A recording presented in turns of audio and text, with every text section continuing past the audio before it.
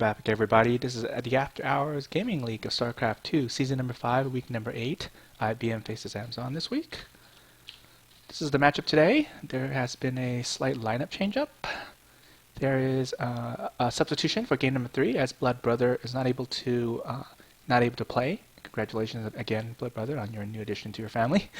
But I will be taking his place and playing game number 3. It'll still be a Zerg versus Zerg, and Amazon will approve of it. So here we go.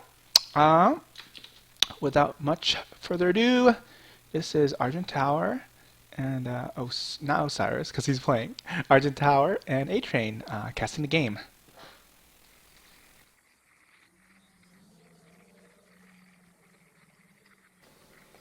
All right, guys. ATrain here.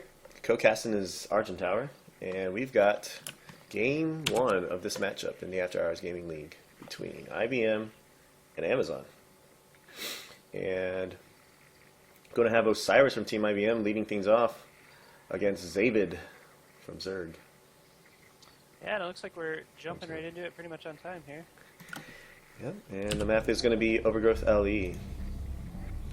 Amazon sporting their orange color, the color of delivery drones. And we got Osiris from Team IBM spawning in the bottom part of the map. He is going to be the Protoss player from Team IBM, playing in his 3rd game. This is his 1st season. And Amazon, been around for a long time. They're a pretty good opponent. They have made the playoffs several times. I don't think they've actually made it to the finals just yet, but definitely a lot of strong players on their team. This guy, Zavid, that we're looking at right now, is actually currently ranked in Diamond, I believe. And Osiris, currently ranked in Gold, starts off with the pylon on the low ground. Probably going to see some kind of Forge Fastest Man.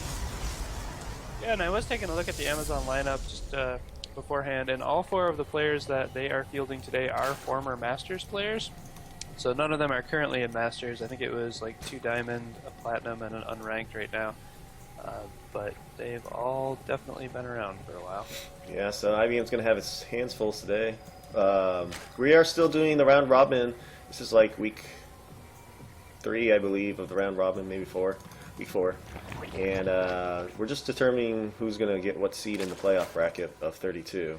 That will come later in April. April Madness. So we've got Zavid going for the pool first here, pool before hatchery, and he's keeping the Overlord over top of his natural for when he does expand to check and see if there's going to be any sort of cannon or anything. He hasn't actually scouted that it is Forge first, but just playing very, very safe, almost Wings of Liberty style, as opposed to trying to go for that hatch first. Yeah, and we see a gateway from Osiris. That's a little bit unusual. Could have gone Nexus a little bit quicker, especially now he has his Forge finished. But might be playing a little bit more defensively because he did see a pull first. Yeah, I wonder if he was just paranoid about some sort of early Ling aggression, so he was trying to build up the wall a little bit faster. But yeah, I agree. That's And he's gaining his gas, so he might actually not get the Nexus. Unfortunately, Zavid's going to see all of this, and if he's trying to hide some kind of early aggression, Zavid's going to know that there's still no Nexus up here. Yeah, Photon Cannon is going down now, but there are 4 Lings coming across the map, and judging by the way this Photon Cannon is set up, I think maybe all 4 might be able to survive if they try, because that's a big opening in the left side there. But, oh, actually, never mind. That's, I guess it was only 2 Lings, because that one that I thought was a Ling was actually a drone taking a very fast 3rd base there. That was about 22 supply. And also a very interesting 3rd base placement for the Zerg. I can't imagine why he chose that one instead of expanding to the left. Yeah, that is true. Most Zergs will probably take this 3rd expansion on the left in this map. Perhaps he could maybe keep it unscouted, and the longer that goes unscouted, the worse it would get for Osiris in terms of the economic game. We'll have to see. Yeah. Yeah, I guess maybe just trying to hide it a little bit, but that's going to be much closer to the Protoss, and generally as a Zerg you want to expand away from your opponents instead of towards them. Give yourself more time to react to whatever aggression they bring. We have semi-standard play from Osiris, going with the 2 gateways follow-up. And his core is now finished. He's got gas. Only 1 gas right now. Getting his second. His Nexus is now going to be finished in about 20 seconds. And looking at the worker count right now, it's going to be about 35. 6 drones about to pop out. Yeah, so a healthy drone lead for the Zerg there. Looking at Osiris's gas spending, his initial gas went into Warp Gate and Mothership Core. And then he's still just staying on that, I guess he did take a second geyser there. He's just mining from it now. But we see no tech choice yet, except there's +1. Yeah, Zavid just going ahead and droning up. Playing pretty standard, just keeping tabs on the thirds. And yeah, we still don't see a Twilight Council or a robotics facility, so it's just going to be mostly gateway units until something is selected. Yep, and just tons of drones coming out here. So the Zerg player feels very safe based off of what he sees of this natural wall. He's already up to 50 drones, and he's taking his Roach Warren pretty late. He started it just a little bit before 7 minutes, Roach Warren and Lair. And he's going to be going up to 4 gases as well. So that's probably maybe 30 to 60 seconds behind the normal timing. So I think based on what he's scouted, he's feeling pretty safe. Yeah, started layer, and we have some units moving out.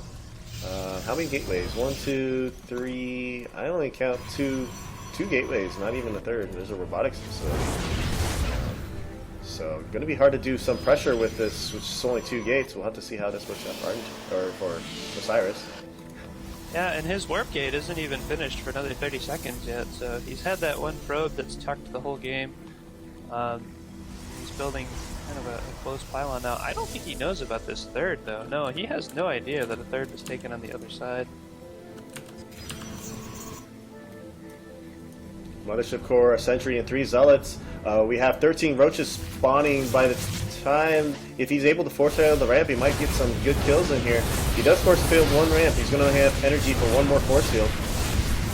And the Zealots trying to take out that 1 queen. The rest are going to town on the drones, but here come the rest of the Roaches. Yep, and another queen coming from behind. Try and focus down that Mothership Core, and Mothership Core either needs a recall or looks like it's going to stay. Doesn't want to leave the party just yet. It's not last call. Yeah, he's down to 1 hit on that Mothership Core. He barely got that out of there. Oh, we have. Oh, the Roaches were thinking about a counter, but decide not against it. Maybe they're just going to go try and get that proxy pylon. Right now, everything's said and done. 59 to 44 is the worker count. 15 drone lead for Zerg. Plus, he's got his layer just now finished and Hydralisk on the way. We don't have a robotics bay just yet, so no Mighty Colossus deal these Hydralisks when they pop out.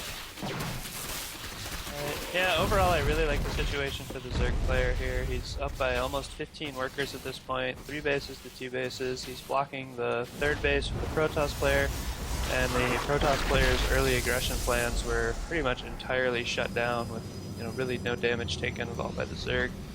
So, and we're seeing almost a 60 supply league by the Zerg player now. We got a couple of Immortals locked up in the queue here. Going to take a while to use those resources, but they are reserved, unfortunately. So players, remember to not overqueue too much when you're playing. I'm not sure if these Immortals are going to be enough, especially once the Hydras come in. There's a lot of units here, and we do have 2 overcharges available. So good sentry control is going to be important. Yeah, he's only got 3 sentries, and it looks like there's maybe only 2 or 3 force fields from each. And yeah, Photon Overcharge goes down. First couple of sentry force fields will plug that wall, and he'll rebuild behind it. So he hangs on for the moment, but if you look at the minimap, there's orange just streaming across the map. Zavid senses that he could do a lot of damage here, trying to get in closer to those Immortals. Unfortunately, Immortals are great against Roaches, but not against Hydralisk. And now, nothing but light units. Yeah, David did a good read there. He sees that the only tech that's coming out is Immortals, so he switches from building Roaches into a Ling Hydra composition, which, like you say, that will destroy Immortals very quickly. So he has broken down this wall, and he's now controlling the exit of the Protoss base here. He doesn't even necessarily need to kill him here, because from this position, the longer the game goes on, the better it'll get for the Zerg. And Osiris being reduced to 3 Immortals. He does have a Colossus on the way. I don't think the Thermal Lance will be finished by then, but he's about to lose this Nexus, and if that happens, it's going to be 3 bases to 1. And this could pretty much be it for, unfortunately, for Osiris. Yeah, he's down by 70 supply now. He's trying to block the ramp with the Vulcans there, but Colossus pops out, but it does not have Thermal Lance. We do have a probe in the top left corner, and I am wondering if he's going to block that and into Nexus. Osiris known for trying to find, never giving up, and I admire that. But there is the good game, and Amazon going to go up 1-0 in this series against IBM. So I believe you are up next. Yeah, so I'll jump off Skype. And then All right, sir.